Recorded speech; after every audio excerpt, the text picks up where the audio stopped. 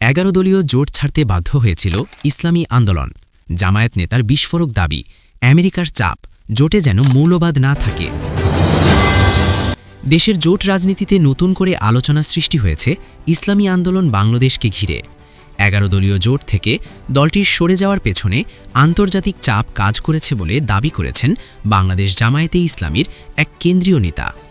জামায়াতের কেন্দ্রীয় সেক্রেটারি মোহাম্মদ তাহের বলেছেন, আমেরিকার অবস্থান এবং বিভিন্ন ধরনের চাপ ছিল জোট যেন মৌলবাদী জোট না হয়। তাই আমেরিকাকে খুশি করতে গিয়ে এই জোটে আসন সমঝোতার কথা থাকলেও তা সঠিকভাবে বণ্টন করা সম্ভব হয়নি। ফেনী 2 আসনের জামায়াতে ইসলামী মনোনীত প্রার্থী মুজিবুল হক মঞ্জুরের এক মতবিনিময় সভায় দেওয়া বক্তব্যে তিনি এসব কথা বলেন। মোহাম্মদ তাহেরের দাবি অনুযায়ী একটি বৈঠকে আমেরিকার পক্ষ থেকে প্রশ্ন তোলা হয়েছিল, আপনারা কেন মৌলবাদী জোট করছেন?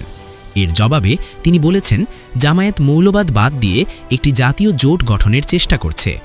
তবে এই বক্তব্যগুলো সম্পূর্ণরূপে জামায়াত কেন্দ্রীয় সেক্রেটারি মোহাম্মদ তাহের দেওয়া। এ বিষয়ে এখন পর্যন্ত ইসলামী আন্দোলন বাংলাদেশ বা সংশ্লিষ্ট অন্য কোনো পক্ষের আনুষ্ঠানিক বক্তব্য পাওয়া যায়নি। রাজনৈতিক পর্যবেক্ষকরা মনে করছেন, নির্বাচন সামনে রেখে জোট রাজনীতিতে নানা কৌশল ও নতুন সমীকরণ তৈরি হচ্ছে। আর এই ধরনের বক্তব্যের কারণে খেলাফত আন্দোলন বাংলাদেশও এই জোট থেকে বের হয়ে গেছে। এই ঘটনায় রাজনৈতিক অঙ্গনে শুরু হয়েছে নতুন বিতর্ক। এখন দেখার বিষয়, সংশ্লিষ্ট দলগুলো এ বিষয়ে কী ধরনের আনুষ্ঠানিক প্রতিক্রিয়া জানায়। আমরা যখন শুধু ইসলামিক পন্থীদের নিয়ে যদি আমরা আগাতাম, তাহলে এটা মৌলবাদ দিয়ে একটা জোট হিসেবে চিহ্নিত হতো।